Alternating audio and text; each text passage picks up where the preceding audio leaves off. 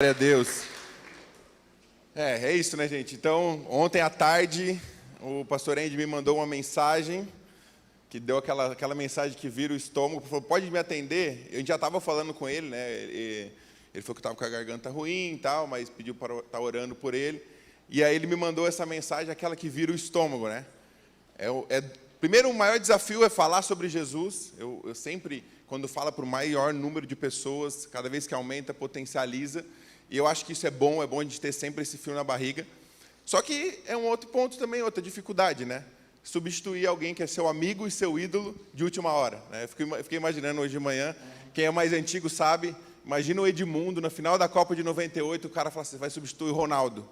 Pô, o Ronaldo é fenômeno, cara, eu sou só o Edmundo, tá louco? E, enfim, eu estou aqui com o coração disposto para falar sobre isso. Então, ore pela vida dos nossos pastores. A pastora Kézia tem dado testemunhos do que Deus tem feito no Encontro com Deus da Igreja Revo em Lages. E o pastor Andy, né, então vamos orar para Deus estar cobrindo a vida dele, fortalecendo a vida dele. A gente sabe que é um tempo desafiador, quando alguém dá um passo de fé, a gente sabe que aquilo para onde nós estamos indo é para algo maior, a gente sabe que o inferno não está em paz com isso, porque ele sabe o que vai acontecer. Então a gente tem que orar e cobrir a vida dos nossos pastores em oração. E quando então o pastor Andy falou comigo, falou, logo, você pode trazer a mensagem, como é que você se sente? Eu falei já com meu sogro, ninguém vai poder ir, você consegue? Aí na hora deu aquele gelo, eu falei, tá, não, ok, eis-me aqui, eu estou disponível.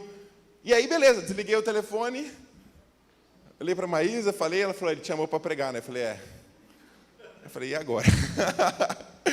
Orei, aí eu tinha um aniversário ontem do rapaz que trabalha comigo, fui lá em oração, e começando a olhar os meus destaques, o que eu tinha meditado, Deus, o que eu vou falar? E aí eu orei de novo, e Deus, o que vai acontecer? E aí nesse tempo em oração, a minha esposa falou, calma, vai dar tudo certo. Aí o pastor Andy mandou uma mensagem e falou, o que alimenta você, alimenta eles. Então é isso, o que está te alimentando, compartilha. Tal. E eu me lembrei de um versículo, que eu tinha meditado nessa semana, que ele está no meu coração, e com base nesse versículo, Deus começou a falar alguns pontos e algumas coisas que trouxe essa mensagem, e que eu dei o nome para essa mensagem de 3 características de Jesus, que a gente nunca deve esquecer. Porque, na verdade, esse é o nosso papel como igreja. Eu não poderia vir aqui falar de outra coisa a não ser falar de Jesus, porque nós estamos aqui para conhecer a Deus e para fazer Ele conhecido. Como igreja, nós somos chamados para ser testemunhas de Cristo, onde é que nós fomos. E aí é uma provocação, né? Porque o Espírito Santo falou comigo, ok, eu te chamei para ministrar, mas quantos de nós não recebemos desafios como esses diariamente para falar sobre Ele, no nosso trabalho, na nossa escola, na nossa faculdade, e qual que é a nossa resposta? Qual que é a nossa resposta quando nós somos desafiados para revelar Jesus para as pessoas? Será que a gente dá um passo atrás e diz, não, talvez eu não estou pronto, eu não sou uma pessoa que fala bem, eu não sei o que falar? Irmão, eu te digo uma coisa, existem pessoas que só vão ouvir falar de Jesus se você falar para ela.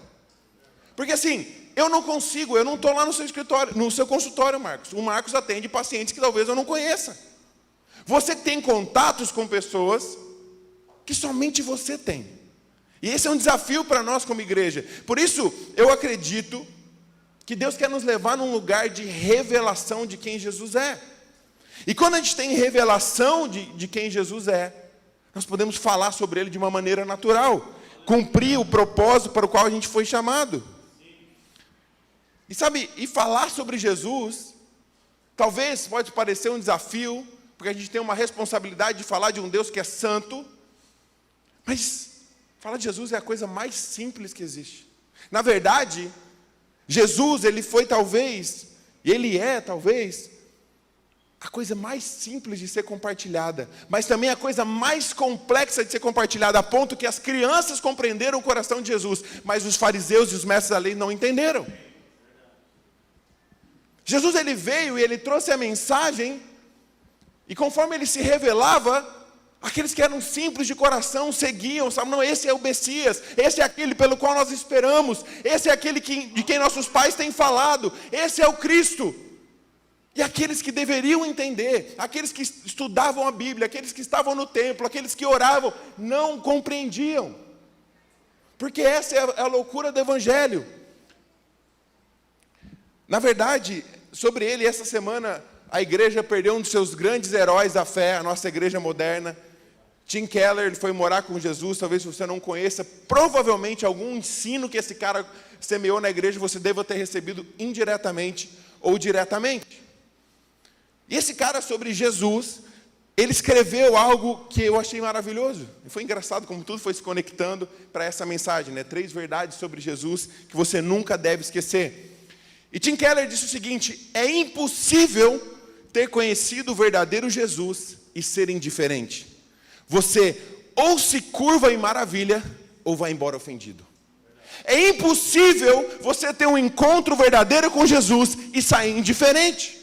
É impossível Jesus se revelar a você e você sair da mesma forma. Ou você vai se curvar e dizer, eu me rendo, eu me entrego tudo para ti, ou você vai sair ofendido.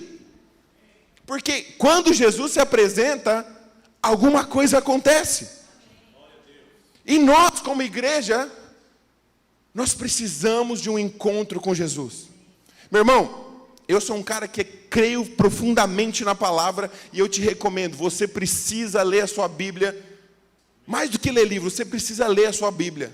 Lê a Bíblia. Eu creio na palavra, eu amo o ministério de louvor, eu amo tudo que acontece no reino. Mas se tem algo que eu amo mais, é quando Jesus vem.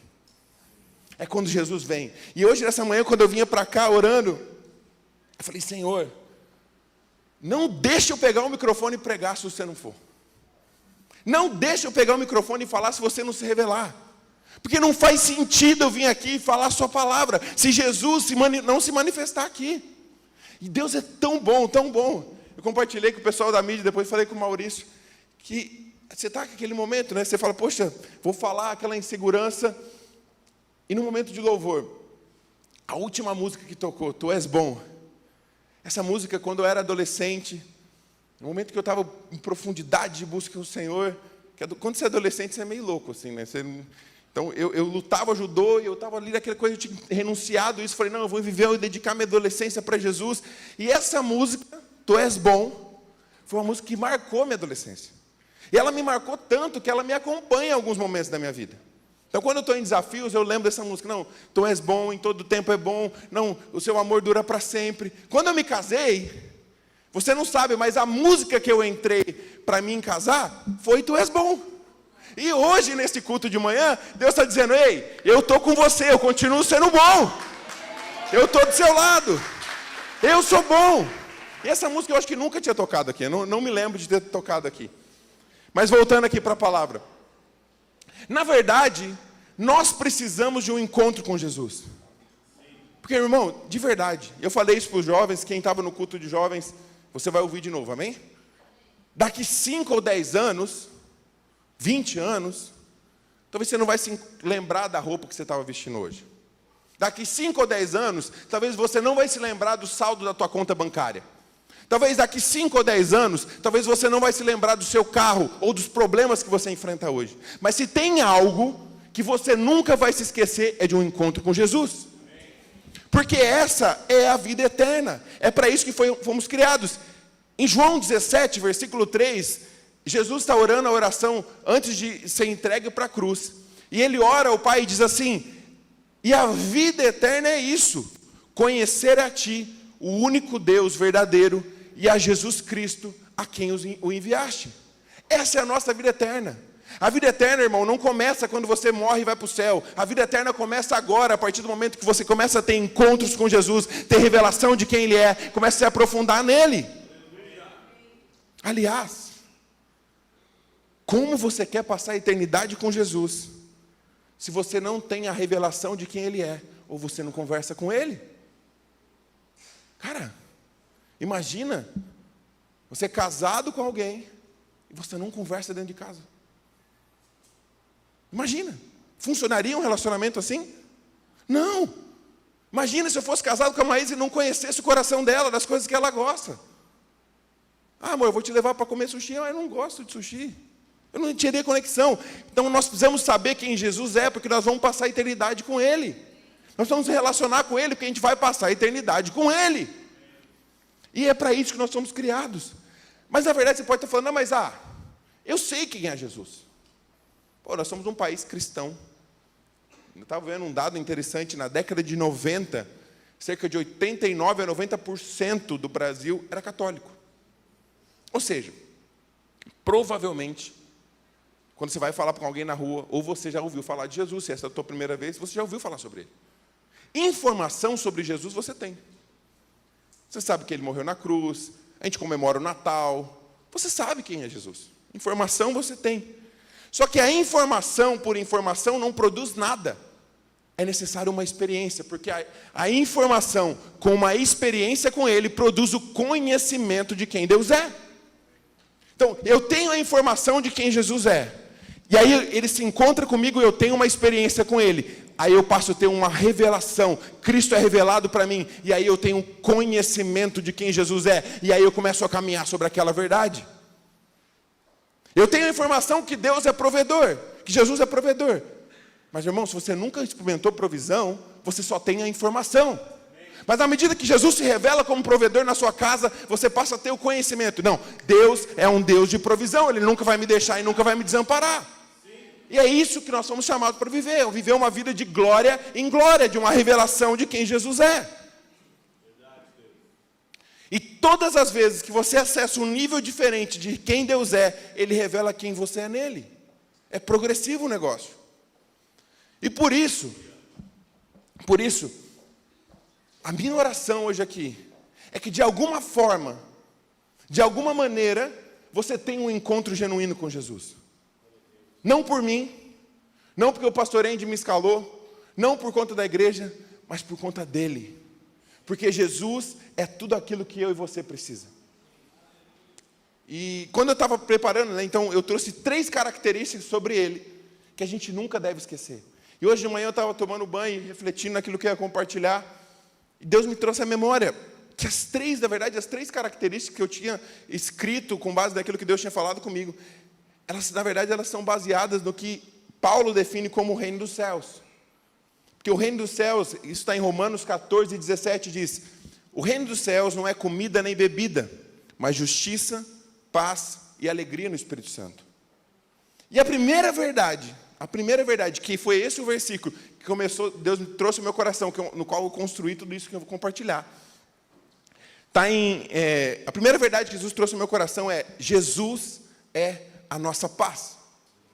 Jesus é a nossa paz. E aí, gente, quem gosta de ficar mexendo com Photoshop, eu fui criando ali. Ontem eu falei, não vou fazer só a palavra. Então eu fiz aquela primeira arte, fiz cada um, e peguei as cenas do The Chosen. Quem já assistiu The Chosen? É uma bênção. Se você não assistiu, é a melhor série que existe hoje. Você maratona em várias séries, te recomendo. Assista, principalmente a 3ª temporada, assim, que é... Eu pareço que um bobão assistindo essa série, gente. Toda hora chorando, assim. O que foi, mas o que foi? Eu falei, não consigo. Glória a Deus para a vida desses irmãos, é uma bênção. Então, Jesus é a nossa paz, Cristo é a nossa paz. Paulo fala aos Efésios, porque Cristo é a nossa paz.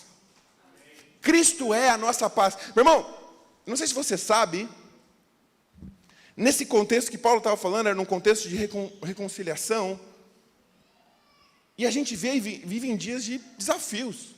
A gente vive em dias de ataques. É o tempo todo. Tem uma frase, que eu luto jiu-jitsu, tem um lutador que fala, é tempo ruim o tempo todo. E de fato, é desafio o tempo todo. Porque Cristo não chamou a gente para viver uma vida de... Não é você aceita Jesus e aí a sua vida passa a ser colorida. Não, é uma vida de desafios.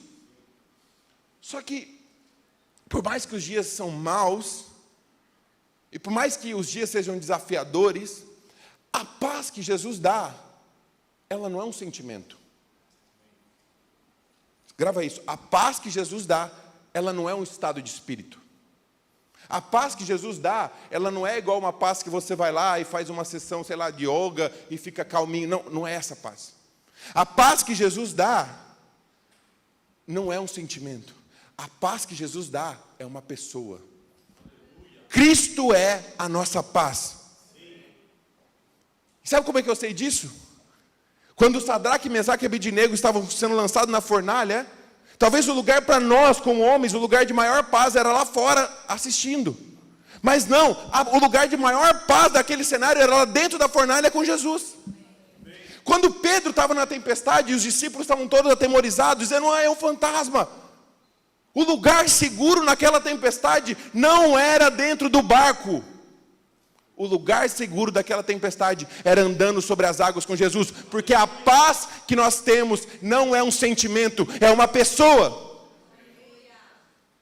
Eu me lembro, quando eu era mais novo, eu estava passando uns desafios, sinceramente, para ser muito verdadeiro com você, eu não me lembro o que era o desafio, mas essa cena, esse cenário me marcou muito. E eu estava passando por um desafio pessoal, e eu comecei a dirigir o carro, eu comecei a chorar, assim, chorar. E parecendo um desesperado, eu parei o carro no meio da rua, assim, numa avenida na minha cidade, e chorando. Falei, meu Deus, aquela angústia no meu coração. E aí eu falei, não, eu sei, eu tenho a chave. Eu falei, Jesus, você disse que bem-aventurados os que choram, porque eles serão consolados. E eu falei, só que tem uma outra coisa que você disse também, que o Espírito Santo é o Consolador. Então, junta esses dois versículos e vem me consolar. E naquele momento, gente, sem brincadeira nenhuma, foi como algo que invadisse aquele carro. Eu parei de chorar, a paz de Cristo invadiu o meu coração. Por quê? A paz de Jesus não é um sentimento, é uma pessoa. Irmão, eu não sei se você não está conseguindo dormir à noite, eu não sei se você está com um problema de conta que você tem que pagar e não sabe como fazer, eu não sei o que tem tirado a sua paz, mas nessa manhã, há um segredo, há uma chave. Corra para Jesus, porque Ele é o príncipe da paz, é Ele que vai te dar paz. E Ele disse, João 14, 27, eu lhes deixo um presente, a minha plena paz. E essa paz que eu lhes dou é um presente que o mundo não pode dar. Portanto, não se aflinjam e não tenham medo. Por que o mundo não pode dar? Porque, gente, conta paga o mundo dá. Carro do ano o mundo dá. Casa confortável o mundo dá. Casamento feliz o mundo dá. Então, tudo que a gente tem de concepção como paz, o mundo dá. Mas o que o mundo não dá? Jesus. Porque Ele é a nossa paz. Cristo é a nossa paz. Amém? Quem está comigo? Ponto número 2. Jesus está sempre com você. Jesus está sempre com você. Mateus 1, 23 diz, ela dará à luz a um filho e o chamarão de Emanuel, que significa Deus conosco. Quem sabe, uns dias atrás, eu confesso, eu estava numa situação assim, passando por algumas adversidades, com algumas incertezas no meu coração. E eu comecei a ficar numa angústia, e eu falei, nossa, um dia eu estava muito frustrado. Eu falei, não, quer saber? Talvez isso não é para mim. Você quer saber a verdade? Eu acho que Jesus não está nem aí para mim. A verdade, eu estou sozinho nessa. Eu tomei um monte de decisões, e agora eu vou ter que lutar tudo sozinho. E aquilo, poxa, doeu, tem hora que dói falar isso, mas é contra uma verdade que você mesmo acredita. E eu estava com aquilo no meu coração. Mas não é verdade. E aí eu orei, depois eu compartilhei com a minha esposa, eu falei, não, isso não está certo. Retira isso. Jesus não te deixou dar um passo que Ele não vai estar com você. Porque às vezes a gente está com esse sentimento. De eu estou sozinho. Eu fui abandonado. Meu irmão, essa não é a verdade. E talvez, essa seja uma das verdades sobre Jesus que o mundo mais tem tentado tirar de nós. Talvez, essa seja uma das verdades que o mundo mais tenta fazer, falar que a gente está sozinho. E aí você se coloca um filtro. Cada dia mais o mundo tem trabalhado para que a gente fique em isolamento. Cada dia mais. Você tem que lutar por você mesmo, é você que tem que fazer. Isso não é uma verdade. Porque o Cristo que nós temos, Ele não é um Deus distante, Ele é um Deus de perto. Ele não é um Deus que ficou sentado, sabe, e desconstrua de você essa figura de que Deus está sentado num trono distante de você, olhando e mexendo e brincando com você como se fosse um The Sims. Quem já jogou The Sims aqui? Quem lembra desse jogo? Meu Deus. The Sims, só para criar o contexto. The Sims era um jogo que você construía uma casa e cuidava de uma família, assim, entre aspas. E aí você ia cuidando, e aí tipo, o bonequinho lá estava com fome, você tinha que colocar ele para comer. Era um joguinho tosco, assim, mas era um jogo. E muita gente parece que Deus está lá atrás do computador. Ah, deixa ele lá com fome. Ah, deixa ele lá abandonado. Não. Deus não é um Deus longe. Deus está sempre com você. E a prova disso, Hebreus 4, 14 e 16 diz: o nosso sumo sacerdote entende as nossas fraquezas, pois enfrentou as mesmas tentações que nós, mas nunca pecou. Aproximemo-nos com toda a confiança do trono da graça, onde receberemos misericórdia e encontraremos graça para nos ajudar quando for preciso. Visto, portanto, que temos um grande sumo sacerdote que entrou no céu, Jesus, o Filho de Deus, apeguemo-nos firmemente àquilo que cremos. Olha, vou ler de novo essa primeira parte. Grava isso, velho. Você não está sozinho. Nosso sumo sacerdote, Jesus Cristo, entende as nossas fraquezas, pois enfrentou as mesmas tentações que nós, mas nunca pecou. Sabe a luta que você acha que você está sozinho? Jesus venceu por você, Ele triunfou sobre isso, Ele sabe o que está no seu coração, e Ele está do seu lado dizendo: ei, eu sei o que você passou, mas eu já venci isso por você. Ele é um Deus de perto. Jesus está sempre com você. E por quê? Eu falei do reino dos céus. Paz, justiça e alegria. Alegria, quando você acha que você está sozinho, meu irmão, você fica triste. A solidão, ela produz tristeza. E por isso que Jesus, Ele quer te devolver a alegria, dizendo: ei, eu sou um Deus que estou perto com você. Eu nunca soltei sua mão. Eu nunca te deixei. Eu nunca desamparei. Eu nunca saí. Sabe aquela luta, sabe aquele momento de maior dor da tua vida? Eu estava lá. Foi difícil para mim, mas eu estava lá. Sabe aquele momento que você achou que não ia dar mais? Eu estava lá. Sabe o fundo do poço, quando chegou no fundo do poço? Eu estava lá. Porque Davi, sobre Deus, ele escreveu no Salmo 139, se eu não me engano, ele disse: se eu for no lugar mais profundo, nas trevas mais profundas, você está lá. Mas se eu subir nos céus, no lugar mais alto, você também está lá. Porque eu não tenho como correr de você. Você nunca me deixa, nunca me abandona.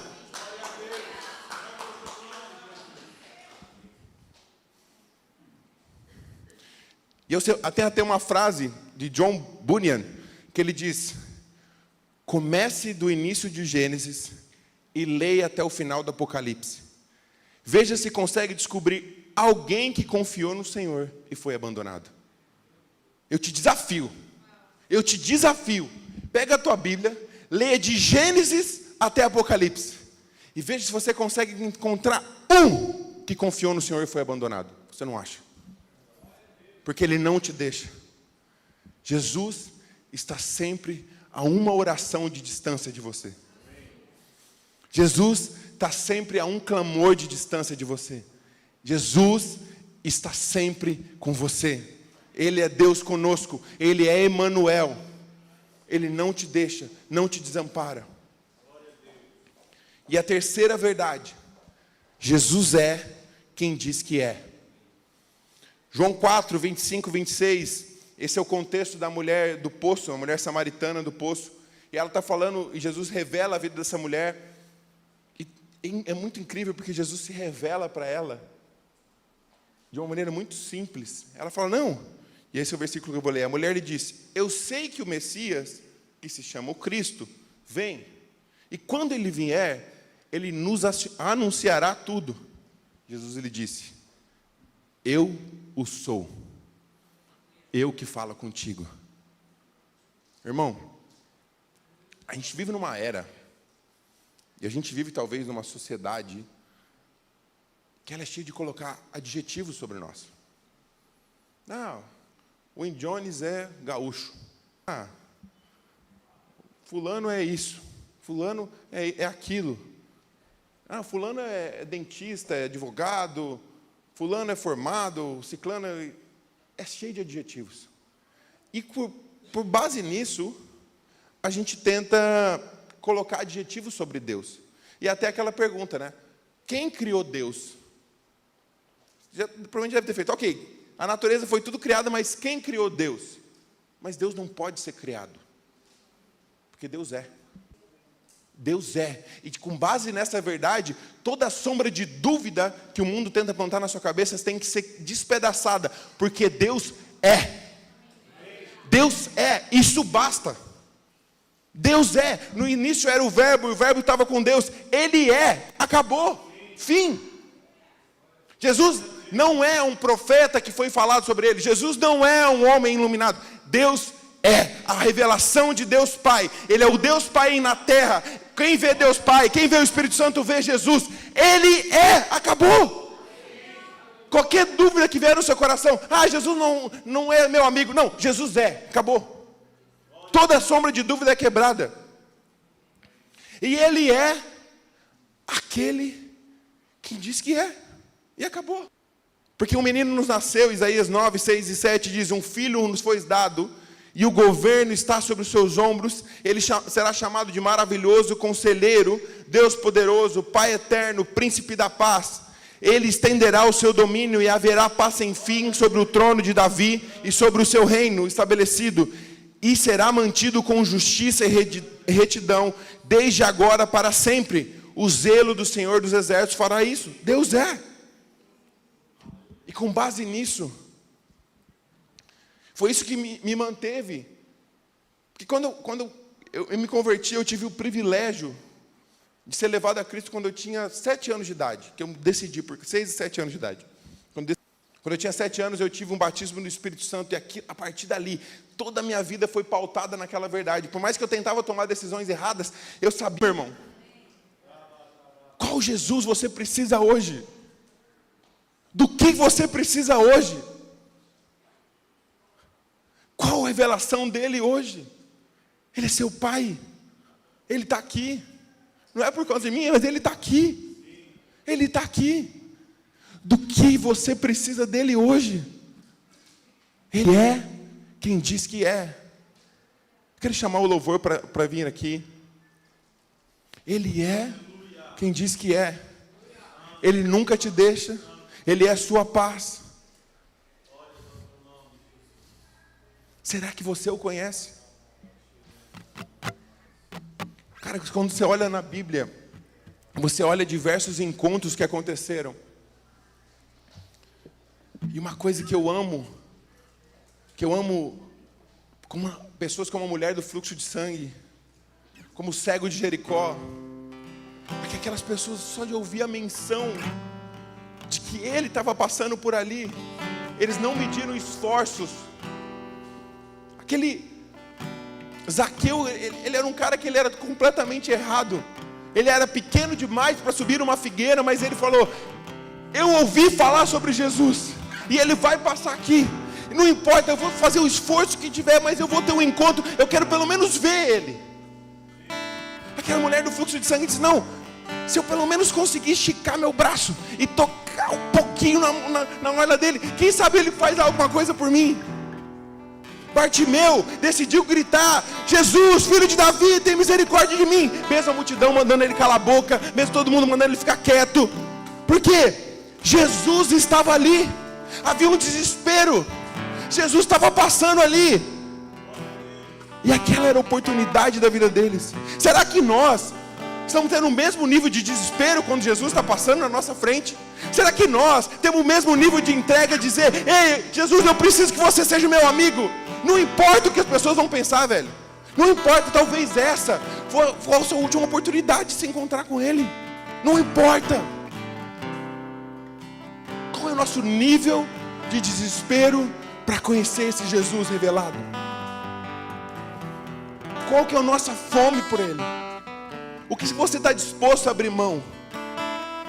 Eu tive um líder na minha vida que uma vez estava conversando, e a gente estava falando sobre esse momento de entrega, e ele falou algo para mim que me marcou para sempre. Eu falei, sabe o que é? O apelido dele era Pinta, né? Ele tinha uma pinta aqui, então era o da pinta, então virou pinta. Ele sabe o que é pinta? É que às vezes, sei lá, as pessoas podem pensar alguma coisa, né? Ele olhou para mim e falou assim: Gu, dignidade não é fruto do Espírito. E daí o que as pessoas vão pensar? Você não precisa ser digno. Dignidade não é fruto do Espírito. E daí que as pessoas vão pensar? Ah, mas eu tenho... E daí? O rei de toda a terra está passando aqui, velho. Jesus está ali. Ele tem a resposta que você precisa. O que você não faria para se encontrar com Ele? O que será que Jesus precisa se revelar para o seu coração? Eu trouxe 3 características. 3 características de Jesus que você não deve esquecer, mas... A fechar os seus olhos. Jesus está aqui. Jesus está aqui. Jesus está aqui. O que você precisa dele hoje? Do que você precisa hoje? Será que talvez você está passando por vários problemas e talvez você precise de paz hoje? O príncipe da paz está aqui. Será que nessa semana, nesses dias, você tem se sentido abandonado, sozinho? O seu melhor amigo, Emanuel, Deus conosco, o Deus que vive dentro de você está aqui. Ou será que dúvida foi semeada no seu coração? E será que talvez você diz: talvez eu não conheça, talvez Jesus não é o que Ele é. Porque tem tantos deuses, porque só Ele é a verdade. Então isso você precisa dessa revelação sobre Ele. Qual Jesus você precisa hoje? Do que você precisa dele hoje? E eu quero te convidar. Eles vão estar ministrando a você começar com as suas próprias palavras a clamar por Ele. Talvez com um nível de desespero, como o cego de Jericó fez. Ou talvez no íntimo do seu coração: se eu tocar apenas na sua orla, Jesus, eu sou curado.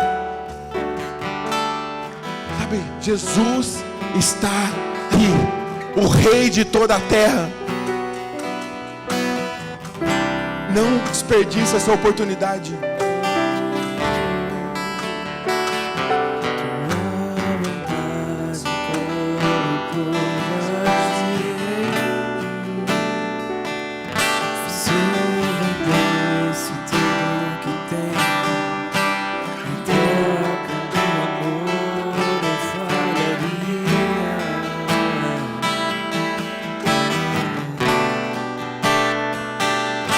Sua glória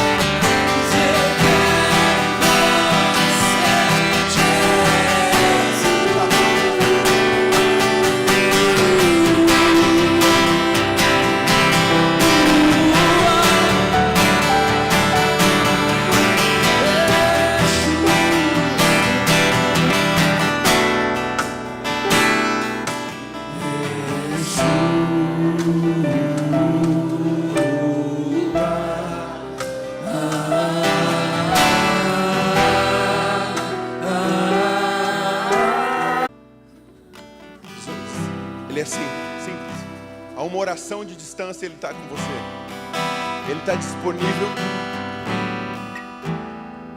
Ele é um Deus que prepara todos os deuses, todos os outros deuses, com D minúsculo, pedem que você prepare uma mesa para eles. Mas Jesus é o único que prepara uma mesa para você e te convida a ceiar com Ele. E eu quero te encorajar, te incentivar a nessa semana você se aprofundar a conhecer Jesus, a se aprofundar a conhecer a Jesus e a fazê-lo conhecido. Antes de você sair, dê um abraço em pelo menos 10 pessoas e ministre o amor de Jesus sobre eles. E se você está aqui, foi uma dessas pessoas que ergueu a mão ou que entregou a sua vida para Jesus e quer receber uma oração, eu quero convidar todos os líderes de Connect a vir aqui na frente, o líder e co-líder de Connect, fazer uma fila aqui na frente. E se você quer receber uma oração, você quer receber um abraço, talvez, Gu, eu fiquei constrangido na hora que você falou para me erguer a mão, mas agora que está essa baguncinha santa aqui, eu quero ir lá. E você quer receber um toque de Jesus, a gente vai te dar mais uma oportunidade. Se você quer isso, eles vão estar aqui para te dar um abraço, para orar com você. Quarta-feira temos terça e quinta-feira temos Connect. Não deixe de se engajar e de participar conosco. Não deixe de fazer parte daquilo que Deus está fazendo. Você pode participar da nossa construção com as suas ofertas e dízimos, sim, mas também com a sua oração. Nós cremos que Deus está fazendo algo novo aqui, amém? Gente, Deus abençoe, que a graça, a paz, a misericórdia de Jesus vai com cada um de vocês. Um bom domingo e até a semana que vem.